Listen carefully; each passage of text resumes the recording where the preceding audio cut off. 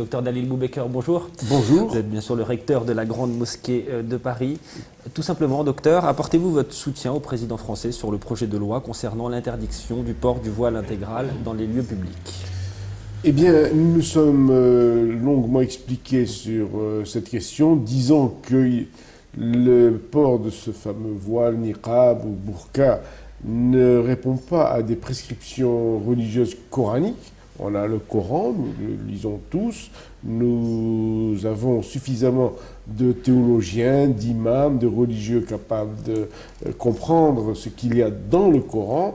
Eh bien, tout le monde est d'accord pour dire que ce vêtement-là ne relève pas d'une prescription coranique et que, si on peut dire, historiquement, il est apparu un siècle et demi après la révélation coranique, donc bien après le vécu du prophète et donc bien après toutes les lois, je dirais, primaires et fondamentales de l'islam.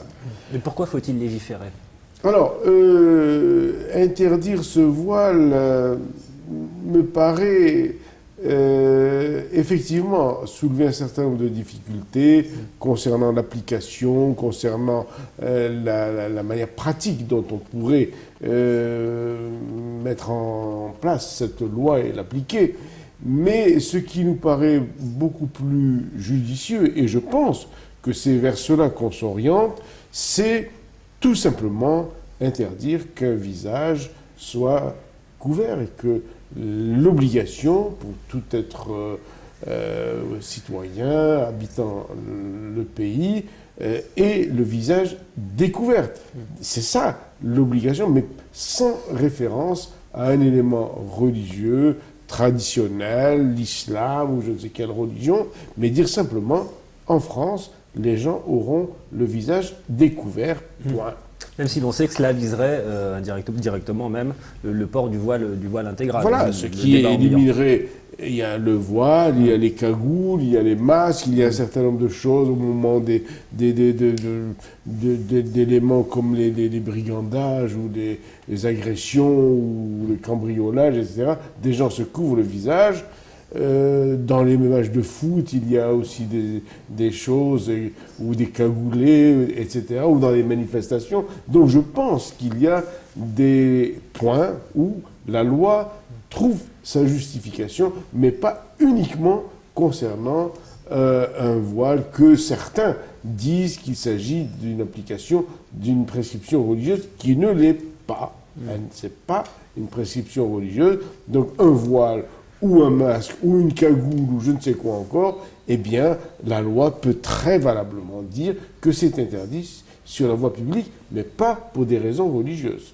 Ce qui écarte, évidemment, le facteur communautaire, religieux, salafiste, fondamental. Tout ça, ça ne doit pas entrer en ligne de jeu. Le législateur doit être objectif, laïque, c'est-à-dire ne pas donner l'impression de s'immiscer dans une pratique religieuse, mais simplement dire, voilà, un visage en France doit être découvert dans la voie publique. Et l'interrogation porte sur l'application. Eh bien, là, je pense effectivement qu'il faudra un délai, comme disait mon collaborateur, pour convaincre les personnes que ces pratiques ne sont pas admissibles et ne sont pas légales. Nous avons dit à plusieurs reprises que les musulmans sont avant tout légalistes, sont avant tout obéissants à la loi. Si une loi interdit, comme elle l'a fait pour le voile à l'école, je pense que ça ne pose pas de problème insurmontable à ce qu'une personne finalement circule à visage découvert. Donc l'application doit demander des explications, ce qu'on appelle une pédagogie, un dialogue, une concertation, un délai et une souplesse dans l'application de la loi. Le débat sur une éventuelle destitution de nationalité est-il justifié aujourd'hui? Écoutez, la loi actuelle de la nationalité ou de perte de la nationalité n'a pas prévu la polygamie ou les familles de ce type. Donc il faudrait modifier la loi, l'adapter pour prévoir que la polygamie, pour quelqu'un qui acquiert la nationalité française, est un obstacle ou une cause de déchéance. Plutôt une cause de déchéance. Parce que pour être un obstacle, elle est un obstacle, de toute façon. Quelqu'un qui se déclare polygame en demandant la nationalité française, je suis sûr et certain, je ne sais pas si c'est dans la loi, mais en tout cas, elle ne lui sera pas accordée. Ça, c'est clair et net. Donc vous souhaitez que ce soit une cause de déchéance de la nationalité française aujourd'hui? Ou qu'il y ait débat sur le sujet? Oui, il faudrait qu'il y ait un débat sur les polygames. Si vraiment il y a des cas de nationaux français polygames, et dans le sens où polygame, ce serait 2 ou 3 mariages officiels reconnus par l'État. Or, ça me paraît strictement impossible. Comment voulez-vous qu'un officier d'état civil vous marie, sachant que vous êtes déjà marié?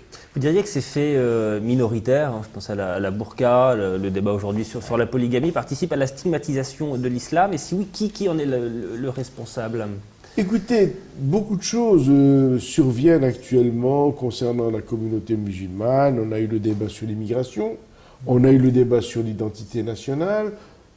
Aujourd'hui, débat et loi sur la burqa, et puis ça a dérivé sur la polygamie, et puis j'ai entendu encore ce matin sur le fait de battre sa femme, etc. Donc je suis un peu surpris, et beaucoup de musulmans le sont comme moi, de voir que tout le débat actuel en France tourne autour de l'islam quand même. L'islam n'est pas tombé du ciel un jour de 2010. L'islam et la mosquée de Paris a été construite en 1922 et le minaret est là depuis plus de 90 ans. Et donc, jamais l'islam n'a posé un problème aussi aigu à la société française. Pourquoi aujourd'hui on donne une telle acuité, une telle médiatisation à des faits qui sont extrêmement marginaux, qu'il suffit de corriger ou par règlement ou par le jeu normal des administrations et des règlements et de la loi et de tout ce que nous avons à notre disposition pour les éliminer.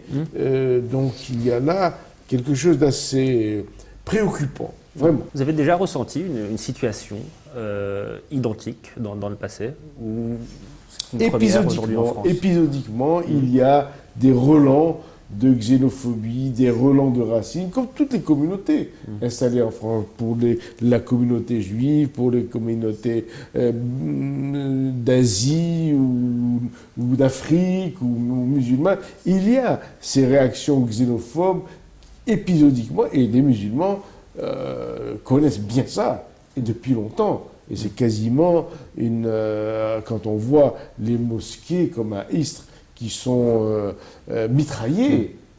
Il y a des sommets de l'agressivité xénophobe, raciste, qui existent dans notre pays. Et c'est contre ce phénomène-là aussi qu'on devrait braquer la médiatisation.